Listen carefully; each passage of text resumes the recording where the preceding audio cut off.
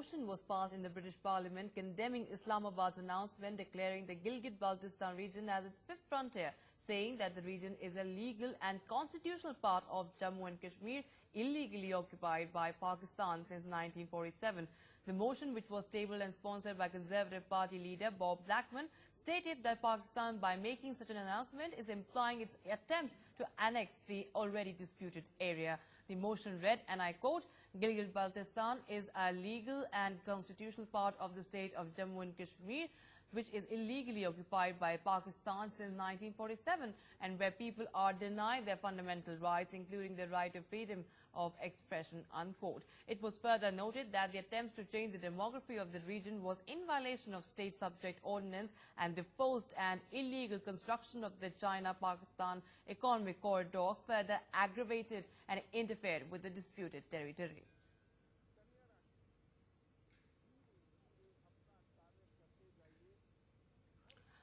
All right, joining us live on the broadcast is UK's lawmaker Bob Blackman on the broadcast. Well, thank you, Bob, for joining us. First of all, what do you really make of this move by Pakistan to make the Gilgit-Baltistan region their fifth province?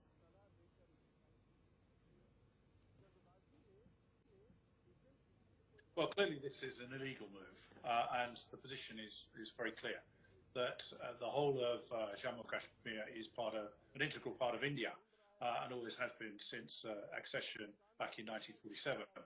The reality is that this is another move by Pakistan to up the ante on the position over the disputed territory, which they illegally occupy.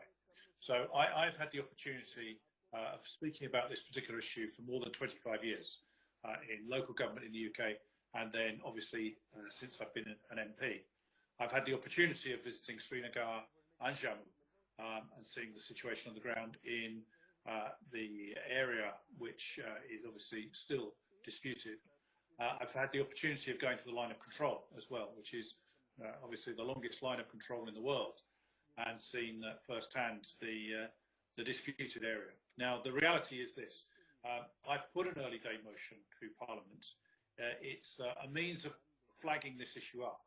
It hasn't been debated in the UK Parliament, and I'm looking at attracting further MPs to support that move, to send the signal to the UK's Foreign and Commonwealth Office that they need to intercede in this particular dispute on India's side. We are friends with India. We're forming an ever greater relationship with India, and we need to demonstrate that with the action that we take as the United Kingdom. So, as I say, I take a very strong view on this, a very strong line, and I think it's time that the UK took this strong line against Pakistan and gave them a very clear message that this is exacerbating the dispute and actually not helping to the resolution. I mean, the resolution is quite clear, and that is the illegally occupying Pakistani forces should leave, and then the whole of the state should be reunited as the integral part of India that it is. Well, absolutely. But Bob, what possible stand you feel that Britain can take and regarding the colonial past as well?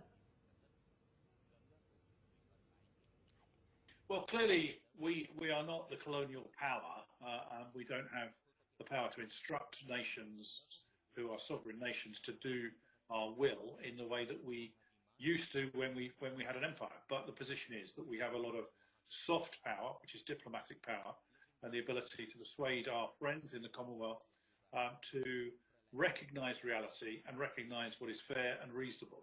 And I think that's clearly what we need to do, that our Foreign Secretary and his team need to be talking to Pakistan to say this is absolutely unacceptable. We need to send that strong message so that they step back from this particular approach, which will only make the situation worse.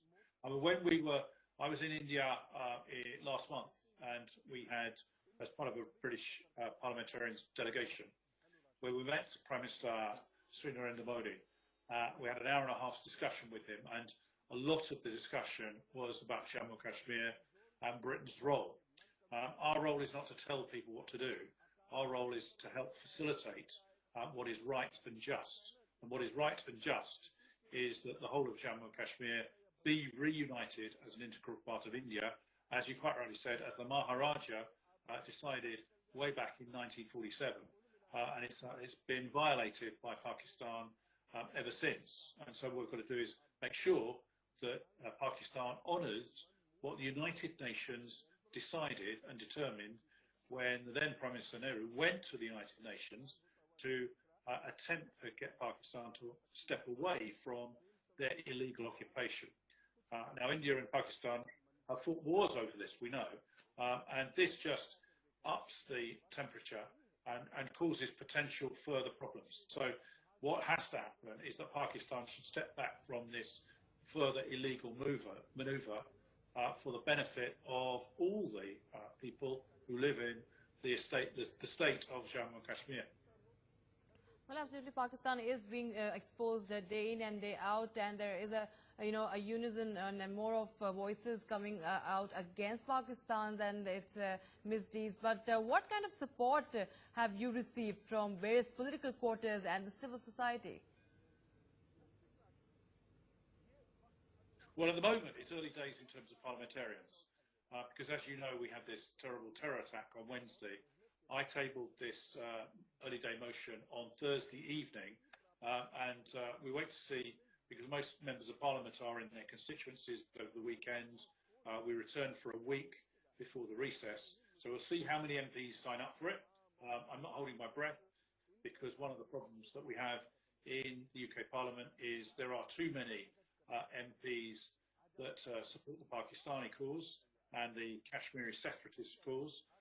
And so, therefore, we have to persuade those that are supportive of India to actually get behind India, particularly when it comes down to this key issue of security of the nation.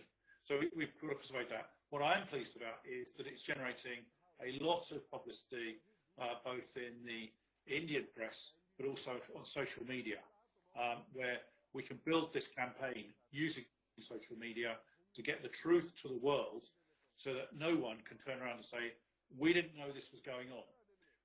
We have to talk about this loud and clear, so that the people across the world who recognise India's position have to be vocal about this. For far too long, people have been silent on this issue, as we've had a creeping set of manoeuvres by Pakistan, which have gone unanswered.